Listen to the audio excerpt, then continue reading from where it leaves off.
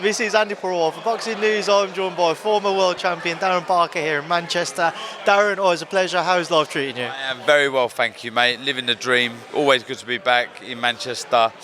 Do you know what? It's one of my favourite cities, Manchester. It really is, and the hotels are always good here. So, yeah, big fan. It is a great city indeed, and here we are at the rematch. Mauricio Lara, Leigh Wood 2. At least we hope we see a rematch, because obviously earlier today we saw them both on the scales and we found out, and we saw Mauricio Lara come in at 129.8. Of course, there was restrictions in place. He wasn't allowed to weigh less than 128.5 because of his weight check earlier in the week. I was trying to get your thoughts on everything that surrounded the weights and how it's all unfolded before our eyes. It's a tricky one, because I get it. Right, first and foremost, the British Boxing Board of Control have these regulations in place for the right reasons, and that's for the safety of the fighters. So Mauricio Lara didn't make the check weigh what he was supposed to weigh on Wednesday.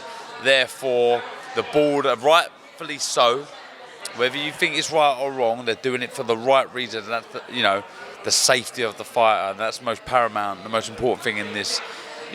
Anything that goes on behind the scenes, the safety of the fighter is very, very important.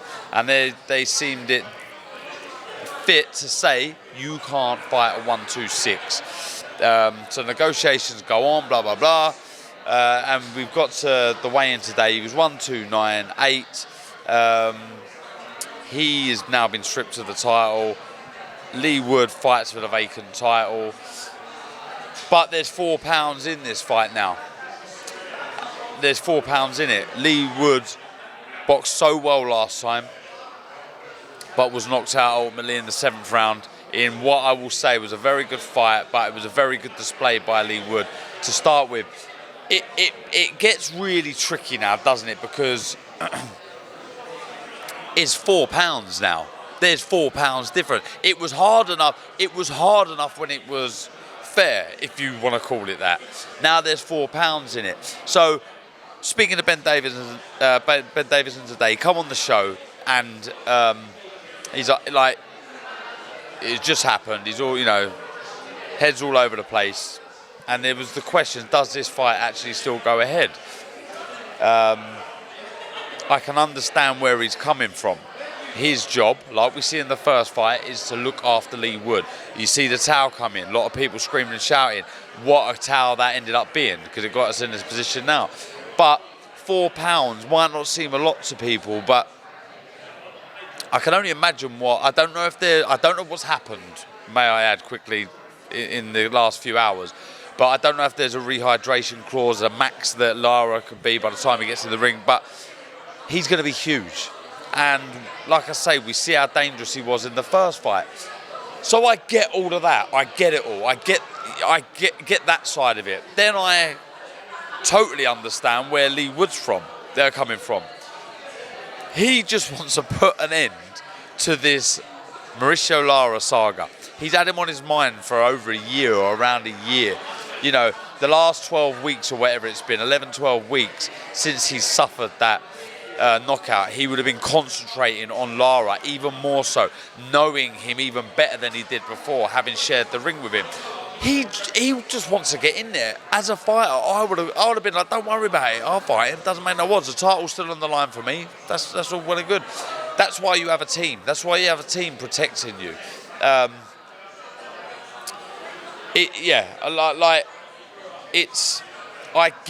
get it from all out. I understand everybody's point. What's the point having this thing with the board if you're going to be that much heavier? Does that take away some of the safety aspects? I understand Ben Davison and the team's position they're in. Matchroom's also putting this show on. DAZN. It does become a bit tricky, but I can only talk from a fighter's perspective. I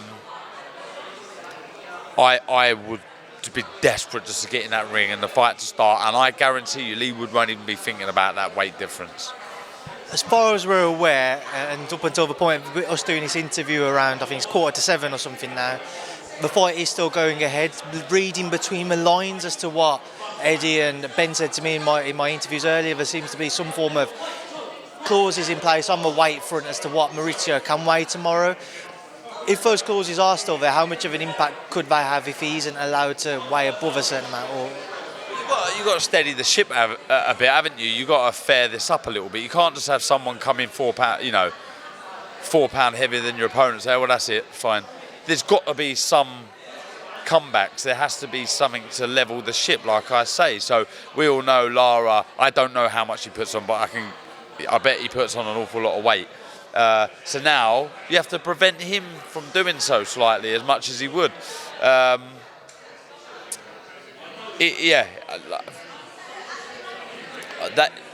That's stuff that I am not too clued up on, if I'm deadly honest. So I'm sure they'll get to the right arrangement.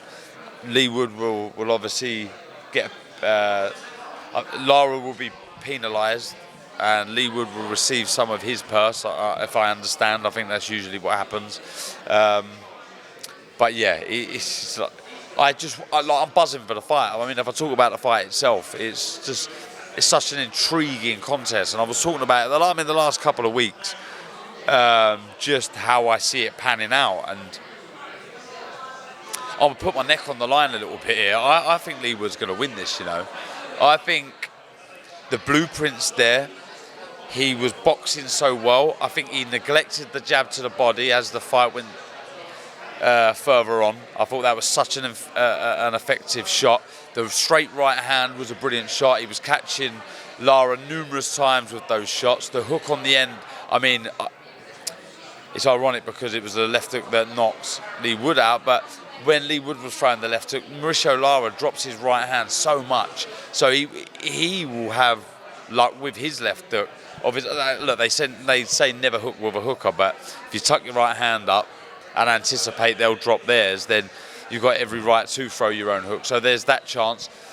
And I wouldn't be surprised if we see Leigh Wood switching as well. There was glimpses of him at the media workout switching to southpaw. So it's there. The blueprint's there if you like. But then on the flip side, it doesn't matter. Lara's like, well, you can have your blueprint. I've got a right hand and a left hand, and I can knock you out at any moment. So that rips up any sort of plan that anybody has. But I just feel he knows so much of him now, Leigh Wood. He knows so much of Lara, having shared the ring with him, having studied him, having studied the last fight, that I just feel he will be so switched on throughout, and he could get the job done. Don't get me wrong, I could be made to look very stupid here and he gets knocked out. That is what you face in front of Lara. But feet are key, being switched on is key, that jab to the body, even follow it up with a right hand upstairs. If you can do that and doesn't deviate from that plan or concentration levels at all, then he's got a hell of a chance. Just away from that main event, a couple of fights on the undercard to touch on amongst some other topics. Jack Catterall, his Matchroom debut. Everybody knows about the talent he possesses. What are you hoping to see from him, and will ring rust play a part tomorrow night? Yes, I mean, you can do all the time sparring in the world, but your timing and distance only really comes back when you're under those bright lights with those small gloves on in front of thousands of fans. That's where you get all of that back. And he may feel a little rusty early doors, but he's a very, very good fighter, Jack Catterall. Darren Foley's a very entertaining individual. I like him. He's a character. He's a good lad, and he believes in himself. He really does. I've been in this game a long time, and I can tell when somebody is hiding behind words, when they don't really believe in what they're saying. But with Darren Foley, I think he's an extremely confident individual who feels this is his time. He feels this is Jack Catterall. I wouldn't necessarily, he's not an idiot. So he appreciates how good Josh Taylor is. But I think he really feels he's a very experienced fighter who's going to really test Jack Catterall. And like I say, I do believe Foley thinks he's going to win, but I can't see Jack Catterall losing this fight. I think he's going to be eager to impress. There may be tricky periods for him, but I think he's got to grab the fight by the scruff of the neck and get in front of Foley. I don't think there's any need to outbox. I mean, get in front of him, cut that ring down, and sort of beat the fight out of Foley, if you like. And Terri Harper, after the heartbreak of her fight falling through with Cecilia Brackhouse last weekend in Dublin, she's here now to defend her world title. Just walk me through what you expected from her fight and what her attitude and mentality would have been around fight week, around your time spending it in the fight hotels, how she's adjusted to seeing that fight fall through to being here now. I can imagine Sunday morning she'll wake up, hopefully victorious, and she'll say, wow, that was crazy, that was mad. I think the fact that it's just the next week is not really giving her much time to think about things. I mean, I asked her on the stream yesterday, how did this week look for you? I'm guessing you would have been on holiday, whatever. How's that happened? And, how's this week panned out? And she's, she was very laid back and said, I got back in the gym, did a bit of sparring, kept my eye in, kept my timing and my distance there, and bang, here we are. Luckily for her, we know that she moved up numerous divisions, so the weight's not an issue. So it's just a change of opponent, yes, but it's just another fight on a different night. And she, her whole demeanour, she looks good, she looks confident, she looks fit, she looks strong, and she looks raring to go. Darren, away from this card, you have a new signing. Yes, JP O'Meara, very, very good fighter. Just for those who may know the amateur circuit, a lot of weights have changed and there's big gaps in between the weight. He was a featherweight, could no longer make the weight. Obviously, Great Britain has their fighters in other divisions higher than his, the lightweight division. So, yeah, he turned pro. Very good lad, big West Ham supporter, so all you irons out there, get behind him. He's a very talented fighter, top lad, and I have no doubt he will really push on and do special things. People with the amateur pedigree that he will have as well, there's always that expectation that he might move a bit quicker than somebody say, look, I saw Fabio Wardley earlier, for example, because Fabio didn't have that extensive amateur pedigree. What's your plan for him in terms of how quickly you do or you do not want to move him? Yeah, look, he's still got to learn his trade as a professional fighter. So I think you get into double figures as fights. You're looking at about 10 fights. Then you're thereabouts for English titles, etc. It's about managing the rounds correctly. I think he'll debut at 6 rounds. Then I don't think it'll be long before he's in 8. And then you sort of, even before 10 fights, you could be fighting for an English title or an area title. I spoke to JP and Adam Martin, his coach, and it was very much go down the traditional route. That's not ruling out the ranking belts, if you want to call them that, because they play a big part in boxing. So yeah, very excited about the future of JP O'Meara. And I've just actually come back from Michael Jennings' gym in Chorley, and I want to be looking after a fighter called Nelson Birchall. He's a very, him and his brother, I have no doubt they're going to win major titles.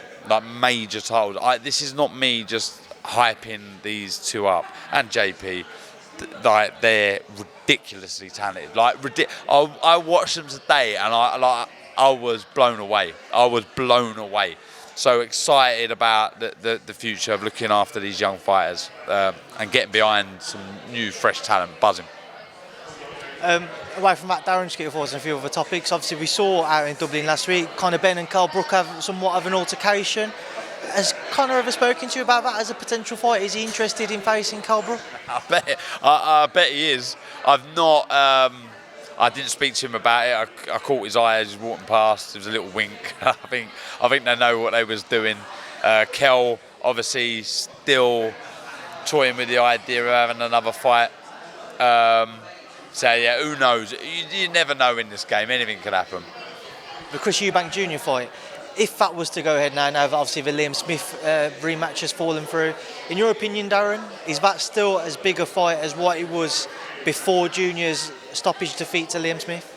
It's a different fight, isn't it? Because it's got that bit of nostalgia with the dads. So I think it will always be a fight in that sense, a big fight in that sense. It does decrease slightly because of the manner in which Liam Smith dealt with Eubank, but still that needle between the two, the history of the dads, is still a big fight.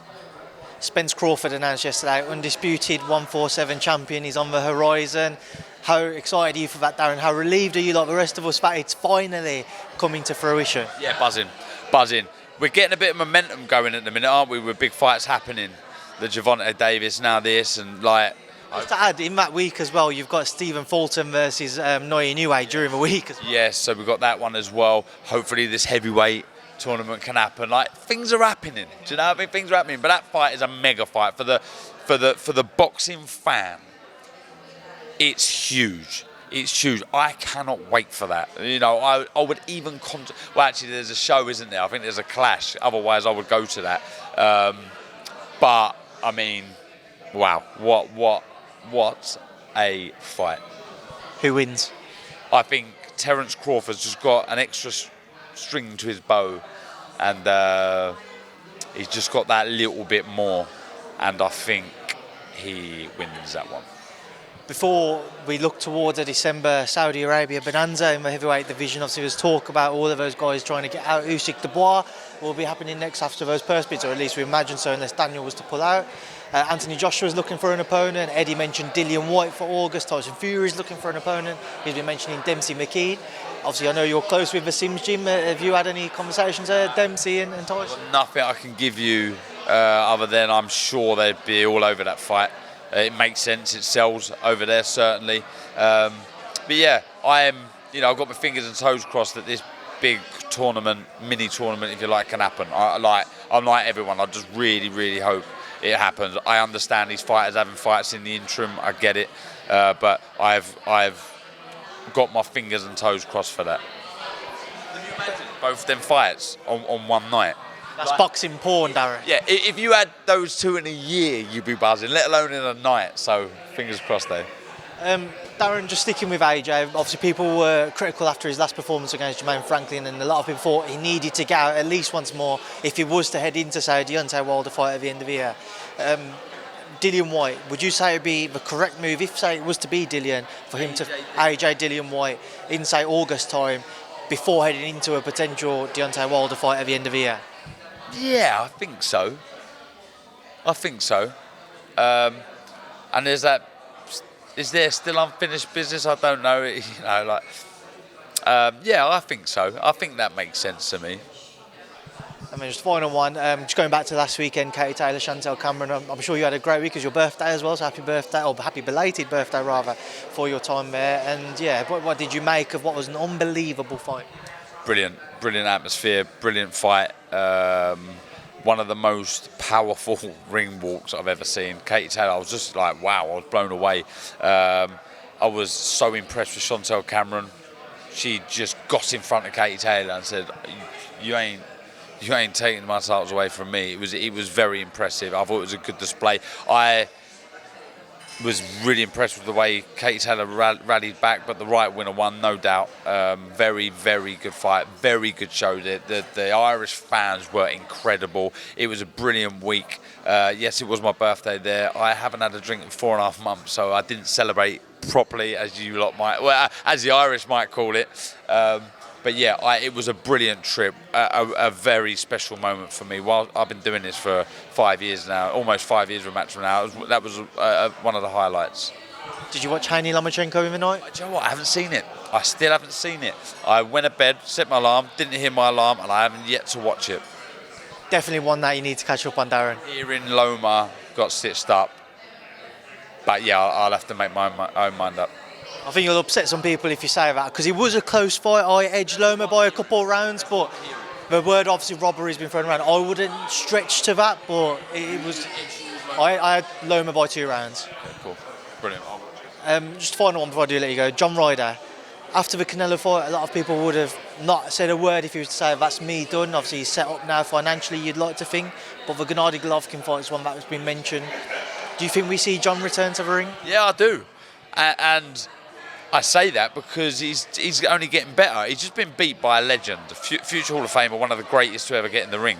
No disgrace there. Showed how tough he is, and like I can't praise John enough. I am such a big fan of John as a fighter, as a person, and I like that fight. I like the fight. I think with the way his trajectory is going, the way he's like the strength that he's showing, the physical strength, that he's shown and the experience coupled with that, I just feel he's I don't feel there's any need to quit just this yet. One final one just coming to mind. Beterbiev Smith in August is announced. Just your thoughts? Like it, and do you know what? I think Smith can do it. You know, I think he could be getting Beterbiev at the right time. I don't think Beterbiev